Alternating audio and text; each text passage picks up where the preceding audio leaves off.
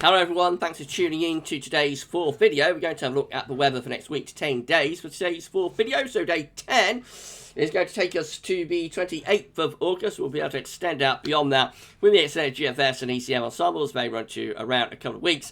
And we'll have a look at CFS V2 at the end of the video for the next 4 weeks. Takes us into the middle of September. I'll get on with that for you very shortly. It's been a very busy day at GavsWeatherVids today. So we started off with our 7 AM forecast. We also released the USA forecast today. So it's on a Wednesday, having a look at the weather for the United States. And also a little update for Green Man Festival, which will be starting tomorrow in Brecon Beacons and running through to Sunday. So have a look at all of today's videos if you have not yet done so.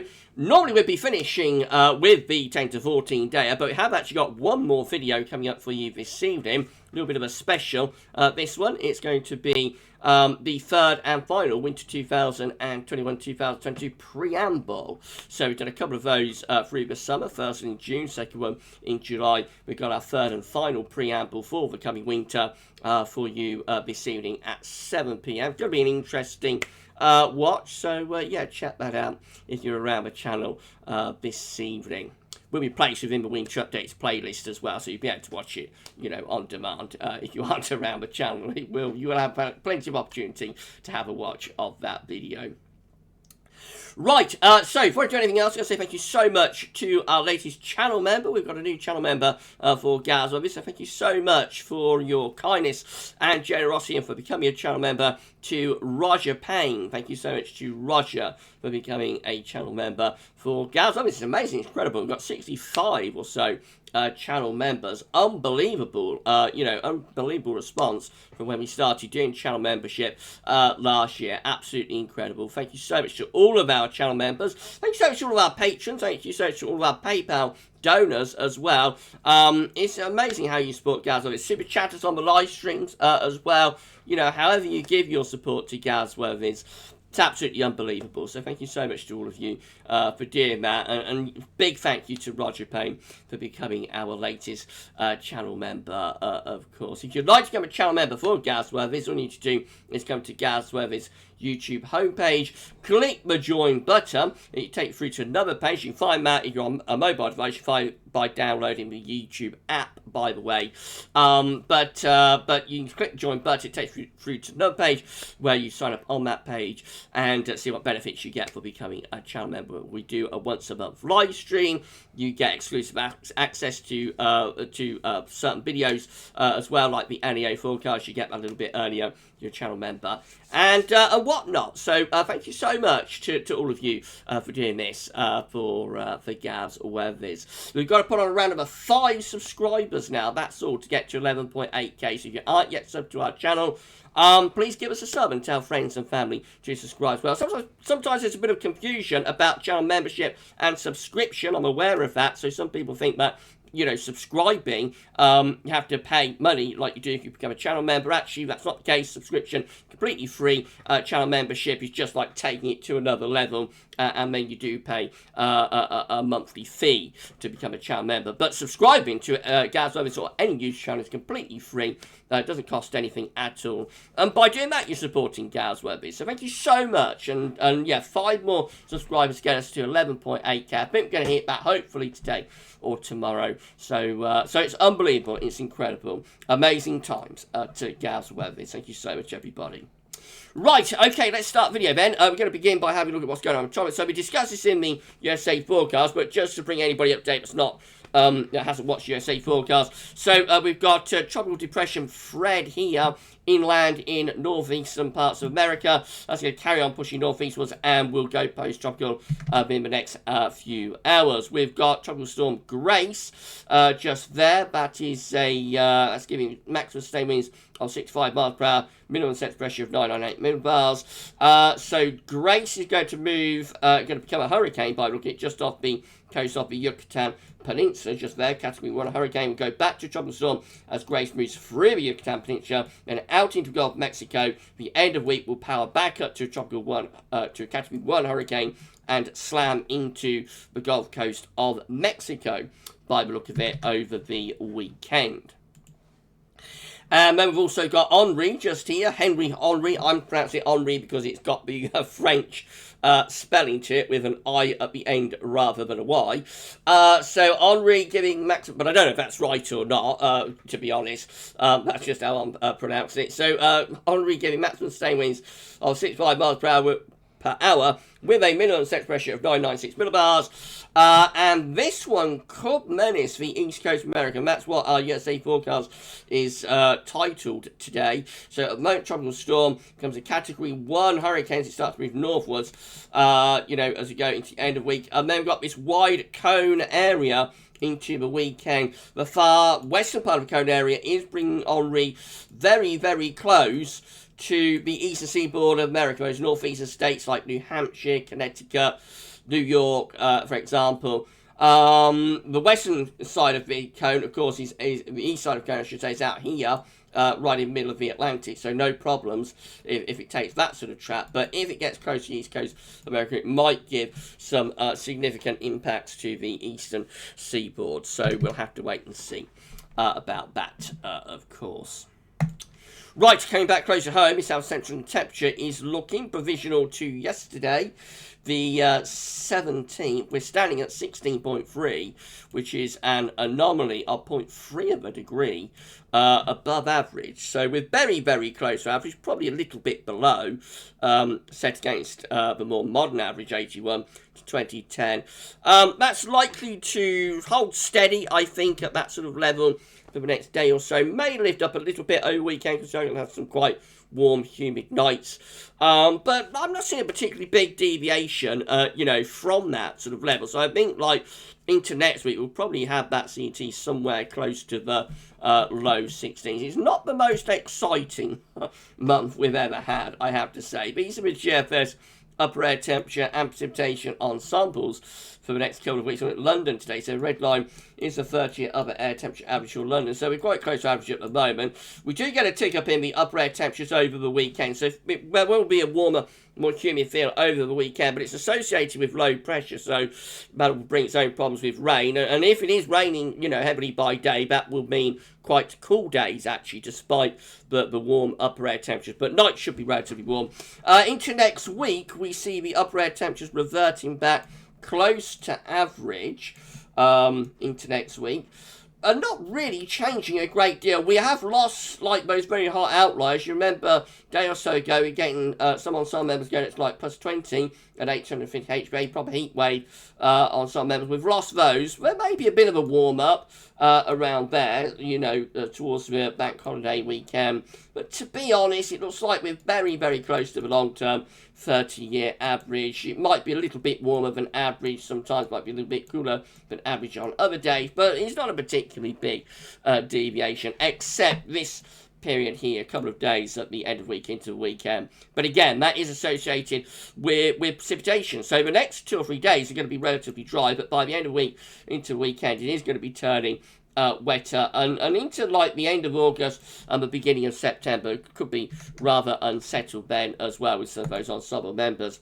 Temperature anomalies from the 18th to 26th of August, a little bit above average, not a particularly big deviation, but slightly warmer than average. That's particularly the case over the end of the week and into the weekend.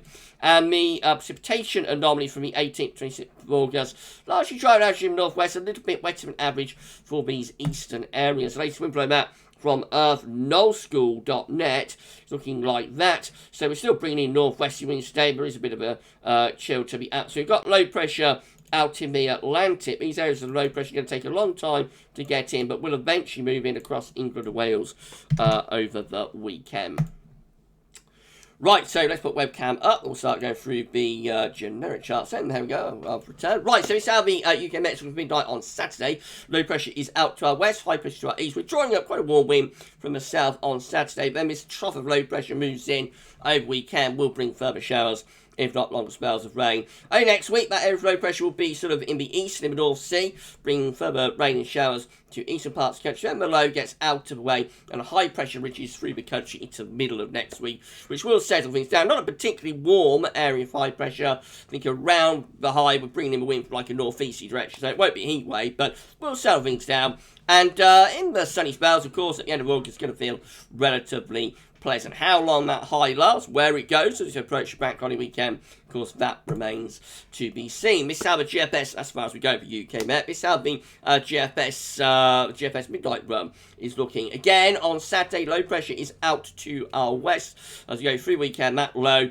moves in across the country, particularly affecting Ireland, England, Wales. Will bring some heavy showers or some longer spells of rain. The low pressure sat in the North Sea by midnight on Monday. Again, around that, we're bringing quite a coolish sort of wind off the North Sea, and there will be further showers. In the northwest, high pressure building again, so turning mostly dry, or staying mostly dry and warm, I suppose, Scotland, and turning drier and warmer for Ireland too. It's been a pattern of the summer, this, with consistently warmer, drier summer for Scotland than southern England, which is very, very unusual.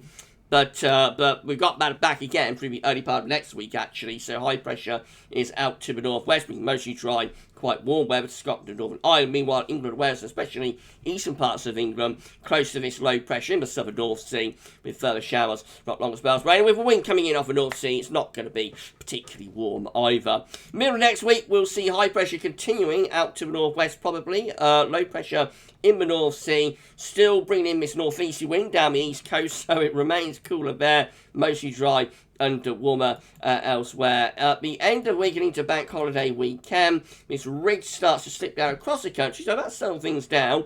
Not particularly warm, but it does turn drier and a little bit less cool for the east, I suppose, into the bank holiday weekend. And then that's bank holiday Monday, so by then low pressure comes back into the north again. So by then, we're well beyond day 10, by the way, at this point. But by then, we begin to turn more unsettled in the north with the driest, warmest weather down in the south. Into the early part of September, this GFS run starts building up high pressure over to the east country, has deep low pressure out to west, and we're bringing quite a warm east to southeasterly wind. So that will probably get the temperature back up to mid-20s Celsius there through the opening days of September with plenty of sunshine. That's how the midnight run was looking. This is the very latest, of course, the 6Z. So on Saturday, again, this trough low pressure is coming in off the Atlantic. That's going to bring shower, long spells of rain to Ireland, England and Wales. Early next week, high pressure building in from the northwest. Should bring quite a bit of dry weather, but the southeast areas probably still at risk of some showers. And then into middle next week, low pressure beginning to deepen around Denmark in the North Sea, starting to bring in more of an east-northeasterly wind across England and Wales that might drive in some showers. Meanwhile, Scotland and Northern Ireland, close to this area of high pressure, will be mostly dry and relatively warm. Into bank holiday weekend, so we have slack rates here. We are more or less under a ridge of high pressure, but in the south there could still be showers. Driest weather is still going on up in the north. And then through the rest of the bank holiday weekend, gradually turns more unsettled. So it's bank holiday Monday, 30th of August, when low pressure then is starting to break down the high and we're turning unsettled westerly. And this GFS run into early September actually turns things unsettled and autumnal. Totally the opposite what midnight run was showing, indicating the uncertainty continuing for the end of August and the beginning of September.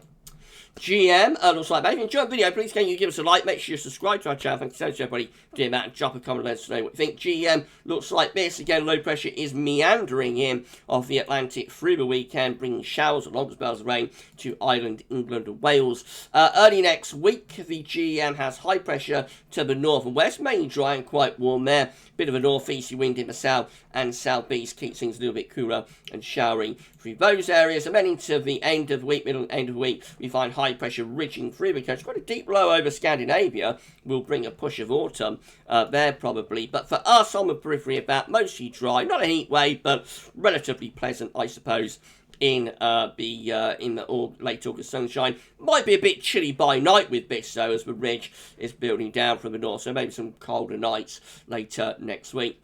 And then up to day 10, it looks like, which is Saturday 28th of August, into bank holiday weekend, it looks like low pressure is about to start advancing in from the Atlantic. So I think that's going in the same direction as the GFS 6Z, to be honest.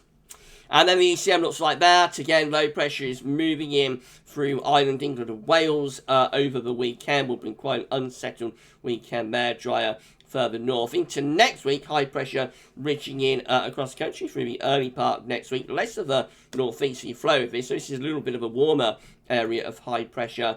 Looks like it's going to break down at the end of next week, Friday 27th of August. But actually the ECM Kingsford Ridge going actually to the southwest. So out of all of the models, day 10, the ECM is probably the driest and warmest option and could just about give us a warm, dry bank holiday weekend. This is a big precipitation type forecast based on the ECM run from Meteo.com. So plenty of showery conditions over the next few days, and particularly so at the end of the week and into weekend as all this rain sort of piles in from the Atlantic. Some of it could be thundering as well. It could be thunderstorms on Sunday afternoon, for example. The wet weather gets out of the way for a while early next week, or it takes a while to get out of the way, but eventually it goes by the middle of next week. And then we're into mostly dry weather, although later on there is some showery weather in the far north and northwest.